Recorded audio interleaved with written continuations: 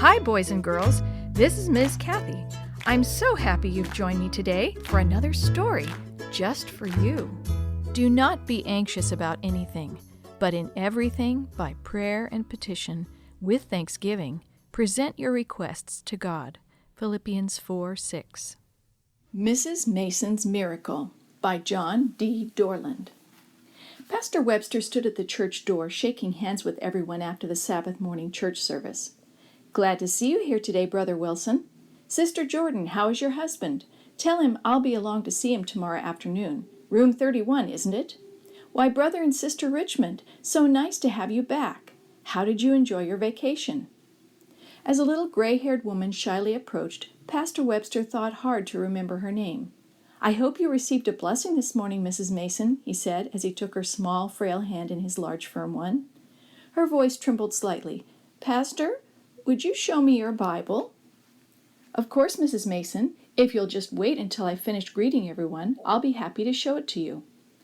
When the last member had passed him, Pastor Webster took his Bible from the shelf where he had left it and walked over to Mrs. Mason, who was waiting patiently at one side of the foyer.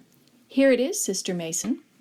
Mrs. Mason carefully took the big book and stroked the soft black leather of its cover with her hands that had been much more familiar with mops, brooms, wash buckets, and scrubbing brushes than with books. She had cleaned offices most of her working life. Reverently, Mrs. Mason opened the Bible and turned its pages, pausing once or twice to run a wrinkled forefinger along the line of the large, clear type. Then she closed the book, longingly caressed the gilt edges of the pages, and placed it back in Pastor Webster's hand.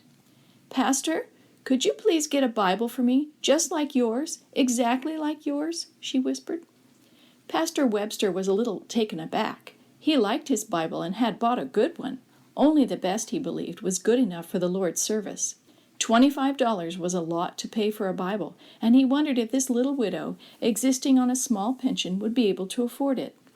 He paused a moment before he answered. "Certainly, Mrs. Mason, I can get one for you, but it's expensive." "Oh, Pastor, don't worry about that. Just get me a Bible exactly like yours, and thank you."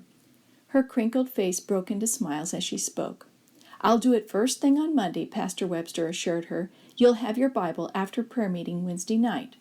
So Wednesday night, right after prayer meeting, Mrs. Mason again waited until the others had gone. Then Pastor Webster gave her a large box with a golden cover. She opened it slowly as if savoring each precious second of the experience. Inside, faintly visible through its white tissue wrapping, lay the Bible. Carefully, Mrs. Mason removed the Bible from the box, undid the tissue paper, and gazed at her new Bible as though she couldn't believe it. It was exactly the same as the pastor's. Then she set it down, opened her purse, and extended a roll of worn and crumpled dollar bills to Pastor Webster. "I hope this is enough, Pastor," she said. Surprised by its thickness, Pastor Webster took the roll and counted it. There was nearly $50. "Why, sister, this is almost twice as much as the Bible cost." With a smile, he counted out $25 and returned the rest to Mrs. Mason. "Pastor, thank you so much for buying me this Bible." Eyes shining, Mrs. Mason clutched it to her heart with both hands. "Now, Pastor, I want you to pray for me. I want you to pray that the Lord will teach me how to read. Will you do that?"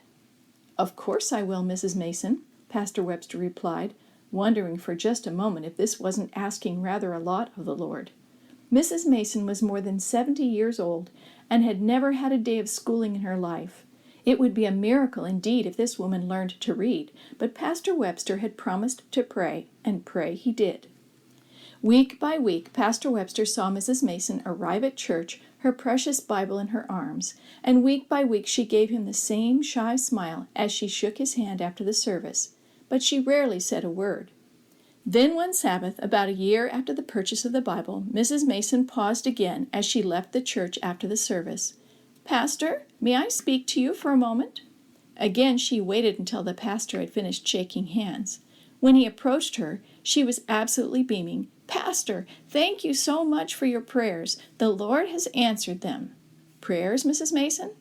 Then suddenly recollection dawned. "You mean you can—" "Yes, Pastor, I can read. I can read my Bible." And then she told him how it had happened.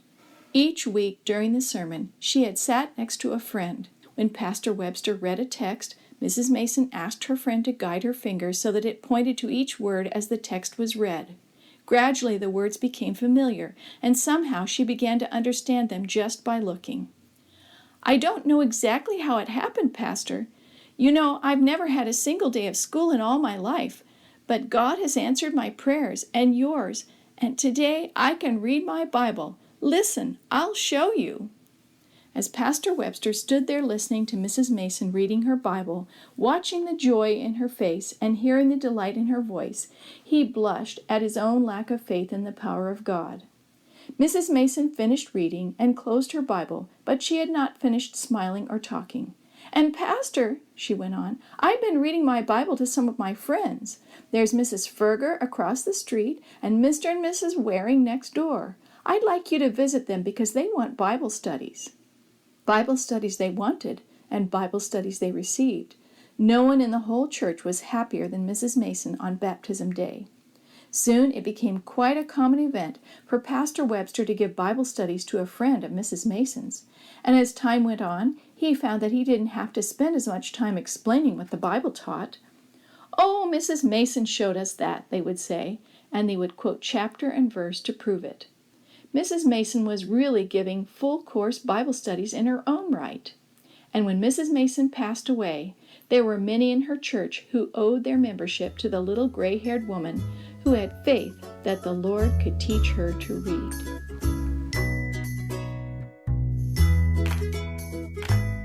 The story you have heard today is from God's Greatest Stories, written by various authors and compiled by Randy Fischel, and used with permission from the Pacific Press Publishing Association.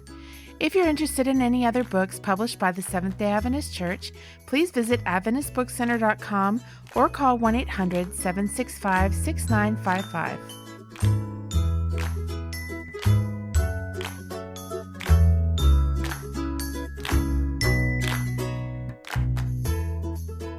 This podcast is a production of the Carolina Conference of the Seventh-day Adventist Church.